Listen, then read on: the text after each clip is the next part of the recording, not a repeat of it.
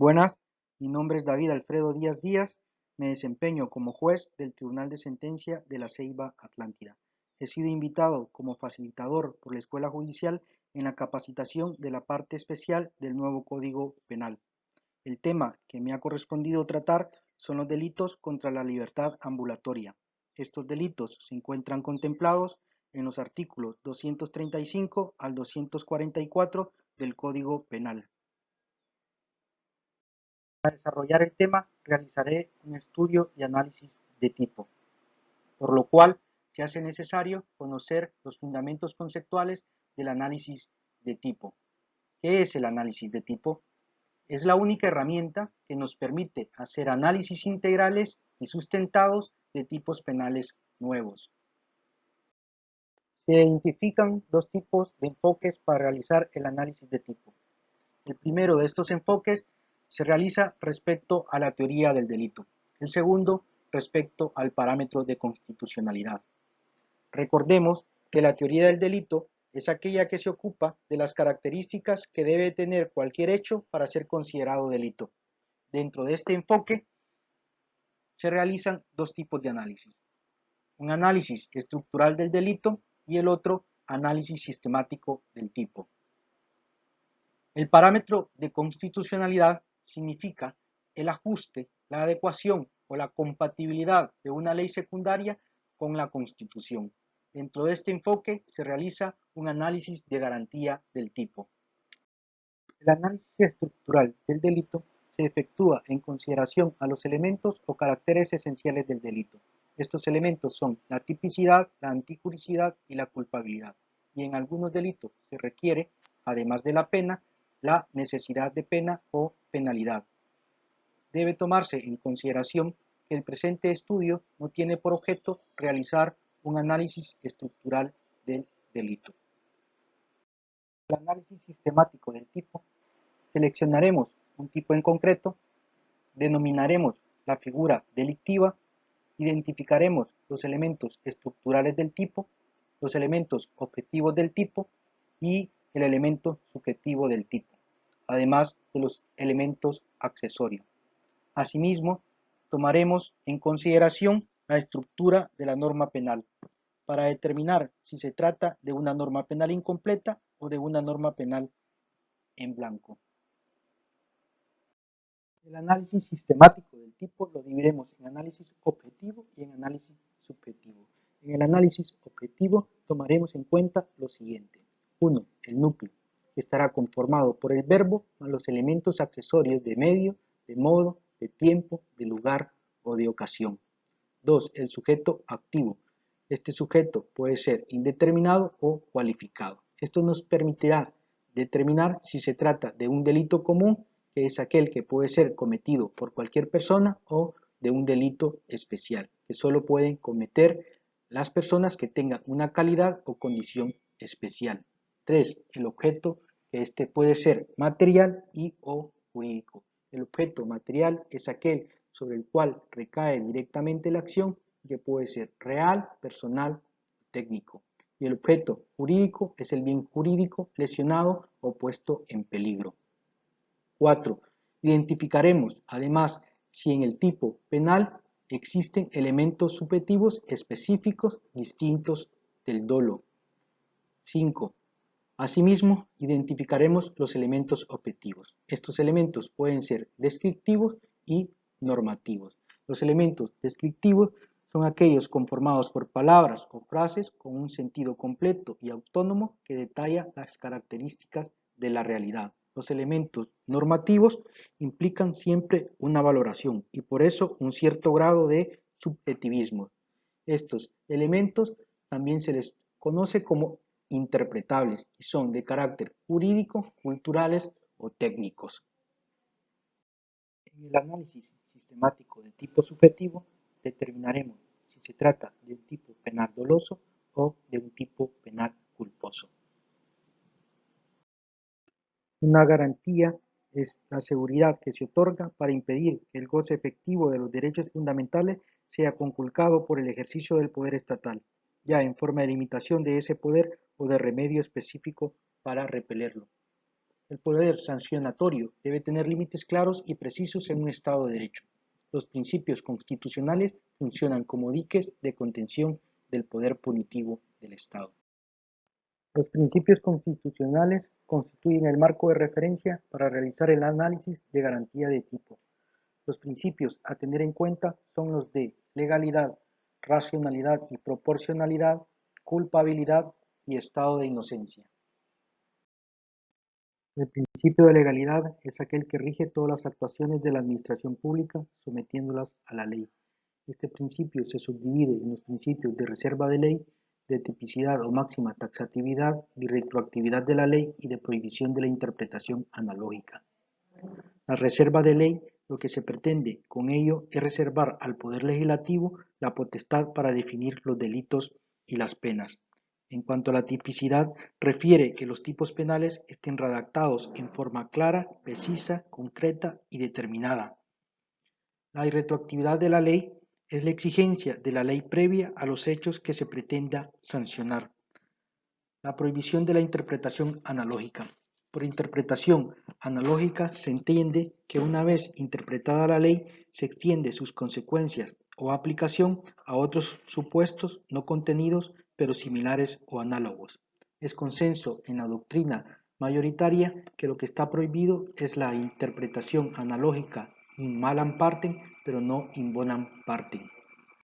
Con relación al principio de reserva de ley material, la Corte Interamericana de Derechos Humanos expuso, cito, la restricción debe encontrarse prevista en una ley, no debe ser discriminatoria, basarse en criterios razonables, atender a un propósito útil y oportuno que la torne necesaria para satisfacer un interés público imperativo y ser proporcional a ese objetivo.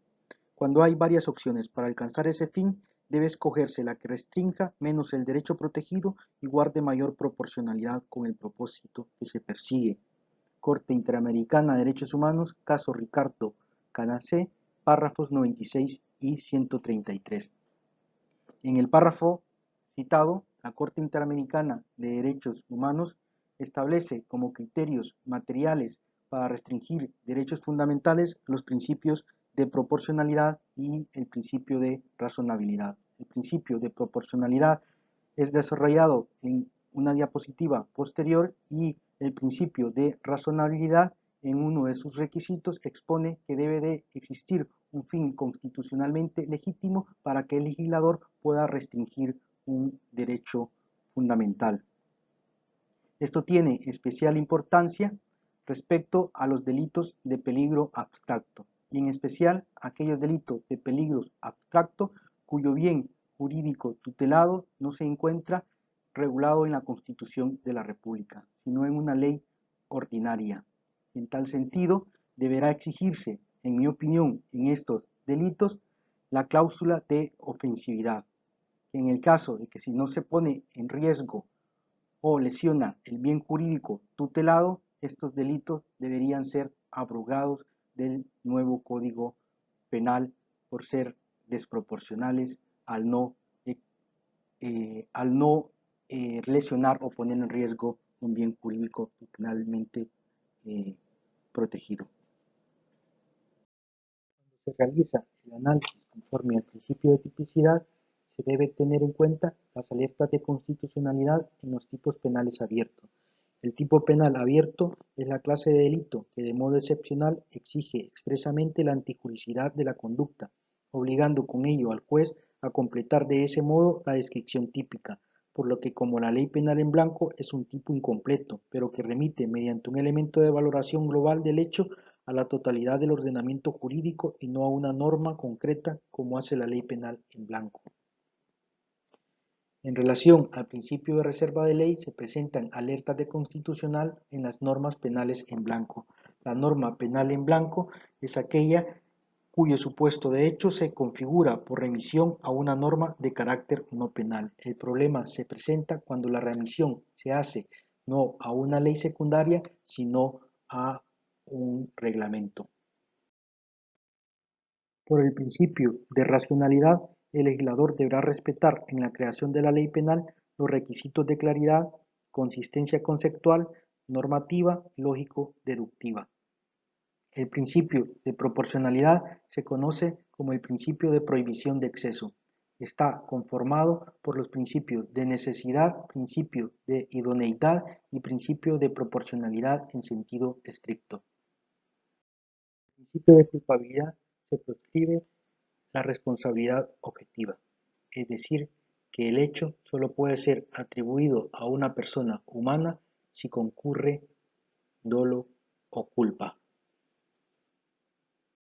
De conformidad al estado de inocencia, la carga de la prueba para acreditar el hecho y la intervención que el acusado tuvo en este le corresponde a la parte acusadora. Por ello, se prohíbe que en los tipos penales se invierta la carga de la prueba. Pasamos ahora a realizar el análisis del artículo 235, cuya figura delictiva se le denomina privación ilegal de libertad. El artículo 235 expresa: quien, sin causa legal, priva a una persona de su libertad ambulatoria debe ser castigado con la pena de 5 a 7 años de prisión y prohibición de residencia por el tiempo de la condena.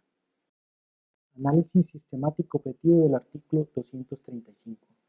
El sujeto activo está expresado por la palabra quien, es decir, que lo puede cometer cualquier persona. Se trata de un delito común. El núcleo verbal se identifica con la palabra priva, es decir, la tercera conjugación del presente indicativo del verbo infinitivo privar. Asimismo, no se aprecian elementos accesorios. La acción, por lo tanto, la constituye privar de la libertad a una persona. El objeto personal es el cuerpo humano. El objeto jurídico es el derecho fundamental de la libertad personal. En cuanto a los elementos subjetivos, no se aprecian elementos subjetivos distintos del dolo. Referente a los elementos interpretables, identificamos dos: normativos, a saber, sin causa legal, un elemento negativo abierto, y privar de la libertad a una persona. Elementos de juicio sugeridos para valorar y definir los elementos normativos. 1. El elemento normativo sin causa legal. Elemento de juicio jurídico. Para ello debemos remitirnos a la Constitución de la República en los artículos 69, 84, 92 y 98, y además a los artículos 175.1 y 175.2 del Código Procesal Penal. De conformidad a estos artículos, una persona solo puede ser detenida en los casos de delito y falta. Asimismo, un particular solo puede detener a otra persona en los casos de fragancia, de conformidad al artículo 175 del Código Procesal Penal. Por lo tanto, sin causa legal significaría que un particular no puede detener a una persona salvo que concurra fragancia.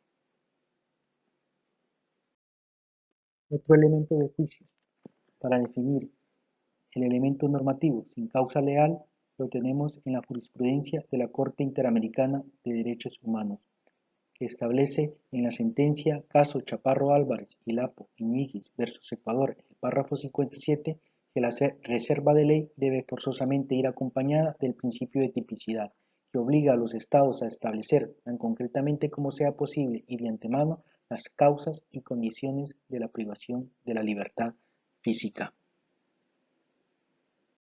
Como elementos de juicio para definir el elemento normativo privar a una persona de su libertad ambulatoria, tenemos la jurisprudencia de la Corte Interamericana de Derechos Humanos en el caso Chaparro Álvarez y Lapo Iñiguez versus Ecuador, párrafo 127, que expresa: libertad personal cubre los comportamientos corporales que presuponen la presencia física del titular del derecho y que se expresan normalmente en el movimiento físico.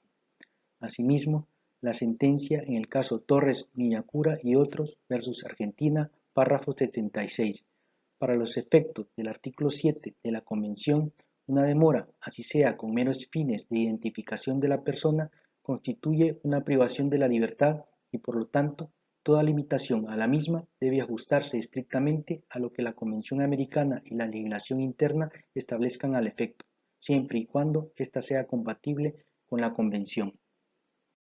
Por último, un elemento de juicio doctrinal, referido por Jesús María Casal en el libro Convención Americana sobre Derechos Humanos, comentario, páginas 183 y 184, que expresa: la Corte lo que quiere decir es que el derecho a la libertad personal protege no propiamente una libertad de actuación, entendida como libertad de desplazamiento, sino más bien el estado de libertad física o corporal del ser humano que resulta afectado por medidas de inmovilización, retención, reclusión u otras análogas, a las cuales se refieren justamente las garantías establecidas en el artículo 7 de la Convención.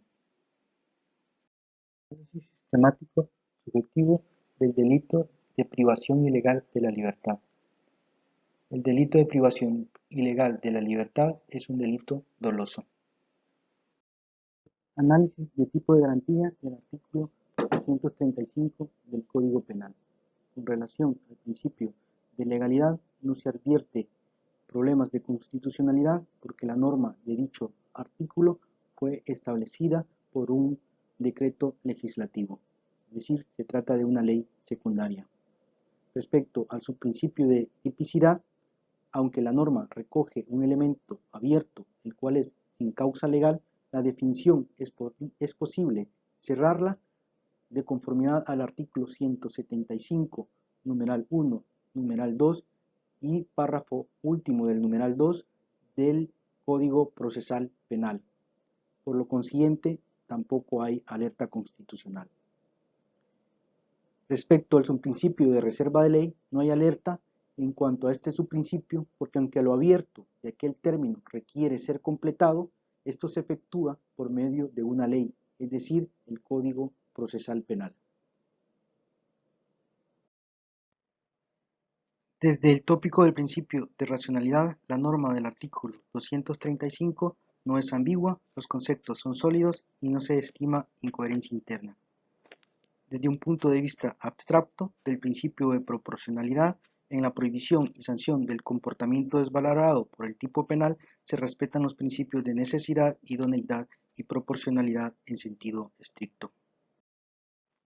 En consideración al principio de reserva material, que concierne al bien jurídico tutelado por la norma penal del artículo 235, como se dijo, se trata de la libertad personal, que tiene rango constitucional, pues está consagrado en el artículo 69 de la Constitución de la República.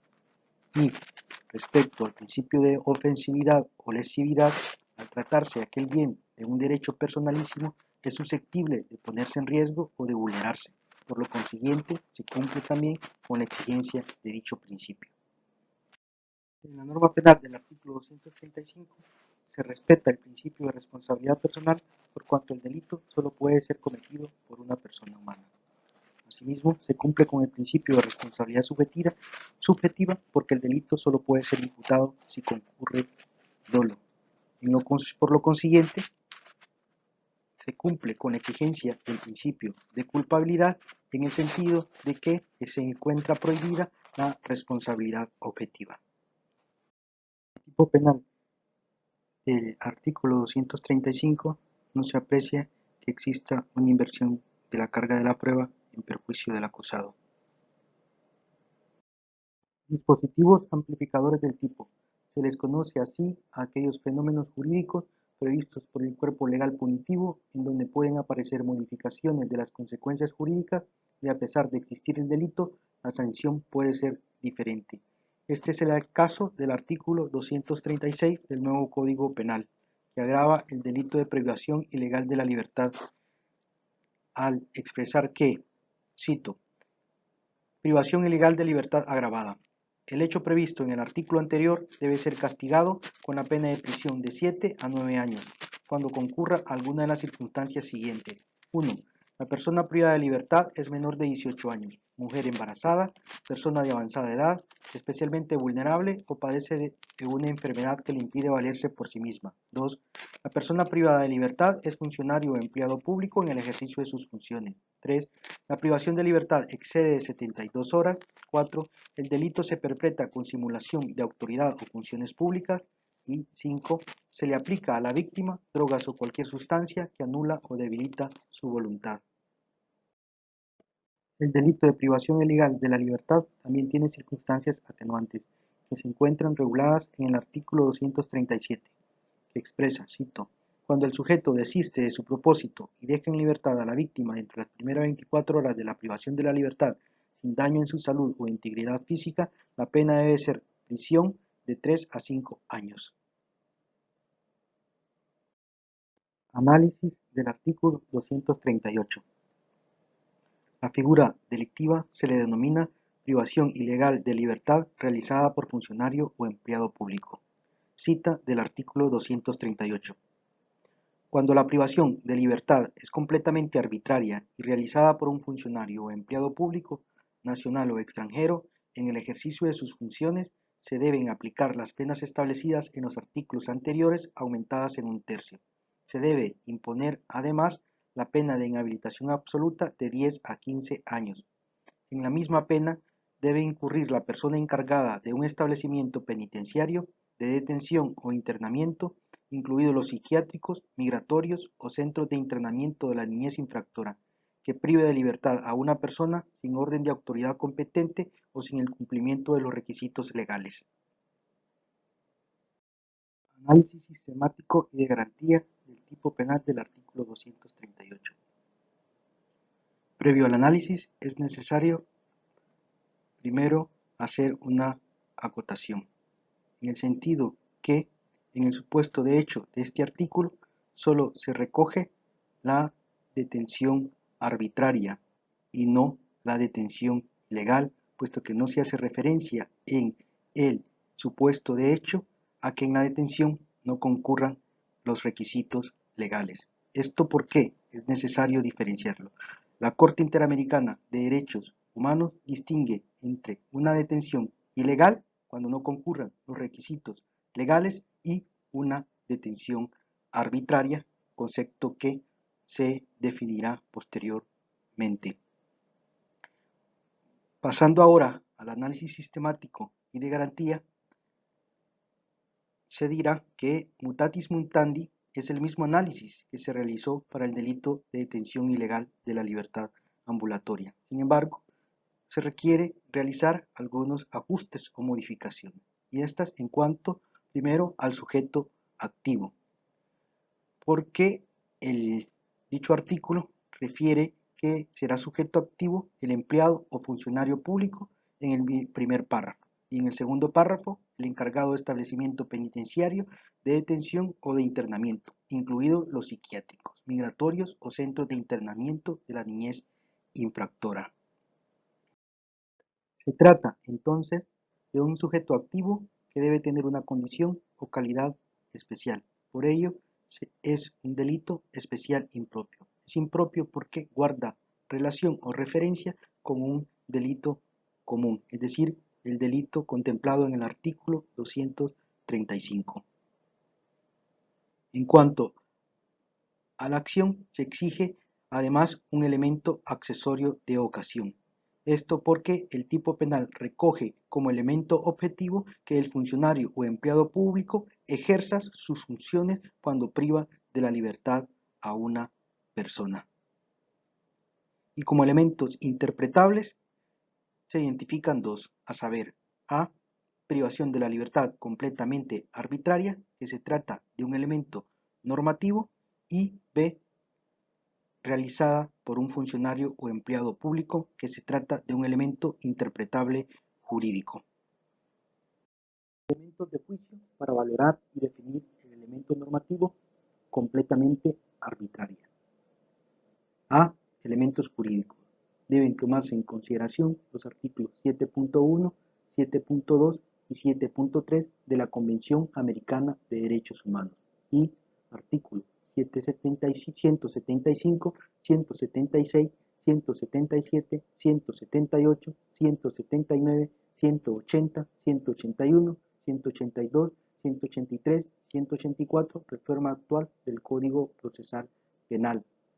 Esto deberá hacerse en relación a cada caso concreto respecto a lo que establece el Código Procesal Penal, porque ahí se establecen los requisitos legales que tienen los distintos funcionarios o empleados públicos para privar de la libertad a una persona en diferentes etapas del proceso.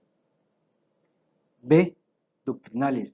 Comentario a la jurisprudencia de la Corte Interamericana de Derechos Humanos por Jesús Casal, que refiere, cito, la prohibición de privaciones ilegales de la libertad atiende a un criterio formal y procedimental. La prohibición de privaciones arbitrarias de la libertad responde a un criterio fundamentalmente material o sustancial.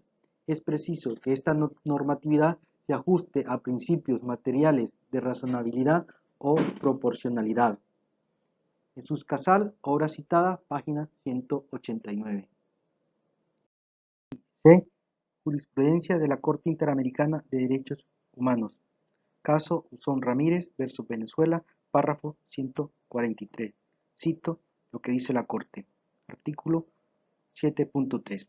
De este precepto se desprende el derecho a no ser privado de la libertad arbitrariamente. Segundo caso. Caso Cangarán Pandi versus Surinam, párrafo 44. Cito. La arbitrariedad se está en presencia de una condición según la cual nadie puede ser sometido a detención o encarcelamiento por causas y métodos que, aunque calificados de legales, puedan reputarse como incompatibles con el respeto a los derechos fundamentales del individuo por ser, entre otras cosas, irrazonable, imprevisible o faltos de proporcionalidad. Referente al elemento interpretable jurídico, funcionario o empleado público, deberá remitirse al artículo 134 del Código Penal Nuevo, con relación al artículo 5 del Código de Conducta Ética del Servidor Público y el artículo 2 de la Convención de las Naciones Unidas contra la Corrupción. Además, relacionarlo, en cuanto a los empleados y funcionarios públicos extranjeros, con el artículo 11 del nuevo Código Penal y los artículos 1 y 31 de la Convención de Viena sobre Relaciones Diplomáticas de 18 de abril de 1961. Análisis sistemático y de garantía del delito del artículo 239. Figura delictiva, secuestro. El artículo 239 reza, cito, quien priva de la libertad a otra persona exigiendo alguna condición para liberarla debe ser castigado con las penas de prisión de 8 a 12 años y prohibición de residencia por el tiempo de la condena. Mutatis mutandis es igual el análisis efectuado al delito de detención ilegal de la libertad. Sin embargo, deberán realizarse algunas modificaciones y estos en algunos aspectos como ser en la acción, porque el tipo penal de secuestro requiere dos tipos de acciones diferentes. Una es la de privar de la libertad a la persona y la otra, además de exigirle alguna condición. Por lo tanto, se aprecian dos elementos normativos del tipo penal. Se hace necesario, entonces, interpretar y valorar para darle un significado al elemento normativo, abro comillas, alguna condición, cierro comillas. Esta interpretación se realiza según el método de interpretación, primero, gramatical. Se utiliza como referencia el diccionario de la Real Academia Española. Para este diccionario, la palabra alguna significa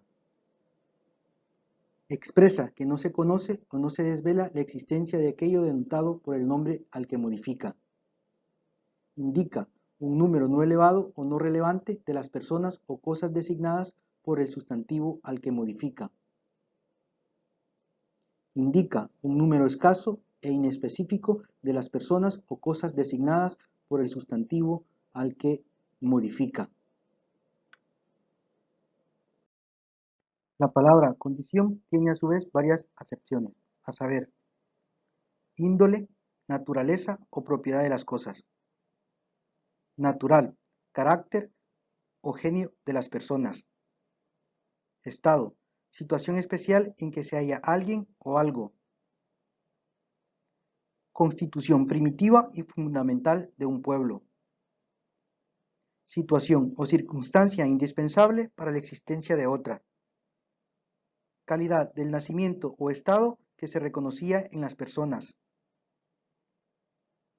Cualidad de noble. Para el derecho, acontecimiento futuro e incierto del que por determinación legal o convencional depende la eficacia inicial o la resolución posterior de ciertos actos jurídicos. Argentina, baile tradicional de salón que ejecutan parejas sueltas e independientes. Aptitud o disposición. Circunstancias que afectan a un proceso o al estado de una persona o cosa. Como se advierte de las definiciones anteriores, la definición de alguna condición no es clara ni determinada, tampoco precisa. Por ello es necesario pasar al siguiente método de interpretación, que es el lógico sistemático. En este sentido, el texto de la norma estudiada se advierte en un enunciado cuyo sentido tiene relación directa con el contenido general de la norma de secuestro básica. Se trata del numeral 2 del artículo 240, que alude a un fin de obligar a que se haga algo. No fue posible definir a cabalidad el concepto o elemento, abro comillas, alguna condición, cierro comillas. Pasamos entonces al siguiente método de interpretación, el histórico. Para ello se hace necesario citar el artículo 192 del Decreto Legislativo 144-83, reformado por el Decreto Legislativo 125-2003 del Código Penal vigente. Cito, secuestro, será sancionado, puntos suspensivos, prive de cualquier otra manera de su libertad a una o más personas con cualquiera de los propósitos siguientes. A. Obtener a cambio de la libertad de la o personas secuestradas dinero, bienes, títulos u otra utilidad o beneficio. B. Obligar a alguien que haga o deje de hacer algo. Y C. Publicitarios o políticos. Y por último, pasamos a la interpretación según el método teleológico. Del anterior queda claro lo siguiente, que el fin u objetivo del delito de secuestro es para obtener algún beneficio o provecho, sea de índole económico, político, empresarial u obligar a hacer o no hacer algo. Asimismo, se toma como referencia la definición de secuestro que hace la ONU en el Manual de Lucha contra el Secuestro. Lo define como, cito, detener ilícitamente a una persona o personas en contra de su voluntad con la finalidad de exigir por su liberación un provecho ilícito o cualquier utilidad de tipo económico u otro beneficio de orden material, o a fin de obligar a alguien a que haga o deje de hacer algo. Resolución 2002/16 del Consejo Económico y Social. En el análisis de garantía de tipo, el delito de secuestro plantea problemas respecto a su principio de tipicidad.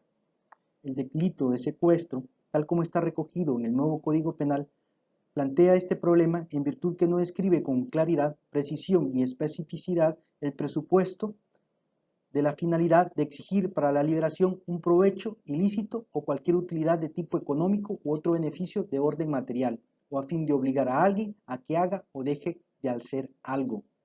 Al tener este problema, se advierte un problema constitucional por violación al principio de legalidad de los artículos 69 y 95 de la Constitución de la República.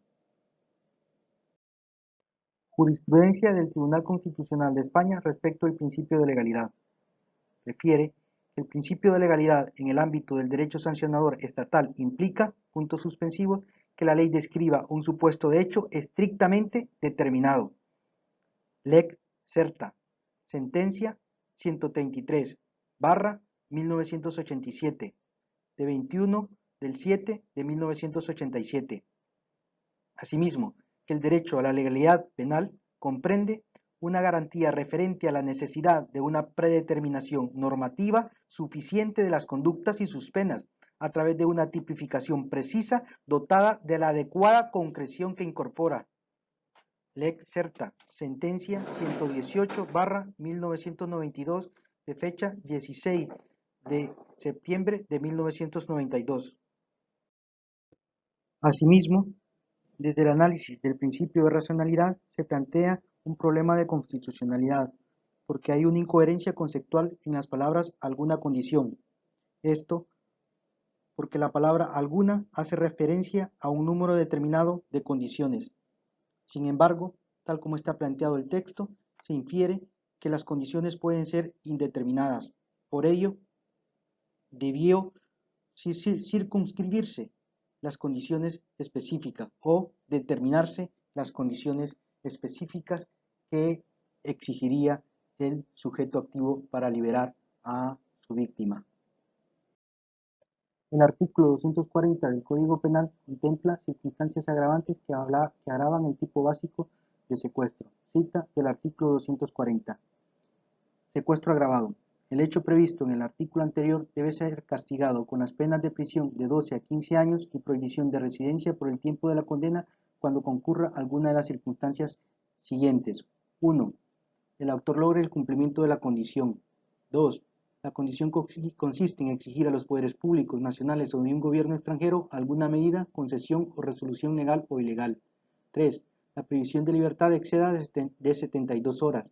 4. La persona secuestrada es menor de 18 años, mujer embarazada, persona de avanzada edad, especialmente vulnerable o que padece una enfermedad que le impide valerse por sí misma. 5. La persona secuestrada es funcionario o empleado público y el secuestro se ha cometido por hechos ligados al ejercicio de sus funciones. 6. La persona secuestrada es diplomático o cónsul acreditado en Honduras o de tránsito por el territorio nacional o miembro de una organización internacional, su cónyuge o conviviente, ascendiente, descendiente o familiares por consanguinidad o afinidad siempre que los acompañen. 7. El delito se comete en el ámbito de un grupo delictivo organizado. 8. El delito se comete con simulación de autoridad o funciones públicas. 9. Se le administra a la víctima drogas o cualquier sustancia que anule o debilita su voluntad. Si concurren dos o más de las circunstancias anteriores, se debe imponer la pena de prisión de 15 a 20 años. Si se causa dolosa o imprudentemente la muerte del secuestrado, se debe imponer la pena de prisión a perpetuidad. El artículo 241 contempla el delito de secuestro atenuado. Cita del artículo 241. Se deben imponer las penas de prisión de 5 a 7 años y prohibición de residencia por el tiempo de la condena cuando el sujeto deje en libertad a la persona secuestrada dentro de las primeras 72 horas de la privación de la libertad, voluntariamente o como producto de negociaciones, sin daño en su salud e integridad física y sin haber logrado el cumplimiento de la condición que se había propuesto. El artículo 242 regula el delito de secuestro realizado por funcionario o empleado público nacional o extranjero. Cita del artículo 242. Secuestro realizado por funcionario o empleado público nacional o extranjero. Cuando el secuestro se realiza por funcionario o empleado público nacional o extranjero, abusando del ejercicio de sus funciones, se deben aplicar las penas establecidas en los artículos anteriores aumentadas en 1/3 y además la inhabilitación absoluta de 15 a 20 años. El artículo 243 regula los actos preparatorios punibles del delito de secuestro. Cita del artículo 243. Punibilidad de actos preparatorios. La conspiración, proposición o provocación para la comisión de los delitos de secuestro debe ser castigada con la pena de prisión prevista en los respectivos casos, reducida en 1/3. Si el hecho es cometido por funcionario o empleado público, debe imponerse, además, la pena de inhabilitación absoluta por el doble de tiempo que dure la condena. Y para finalizar, el artículo 244 establece los concursos de delito. Cita del artículo 244. Concursos. Las penas previstas en los artículos comprendidos en este capítulo se deben de imponer sin perjuicio de las que correspondan en su caso por los delitos cometidos contra la vida, integridad corporal, salud, libertad sexual o patrimonio de la víctima o de un tercero.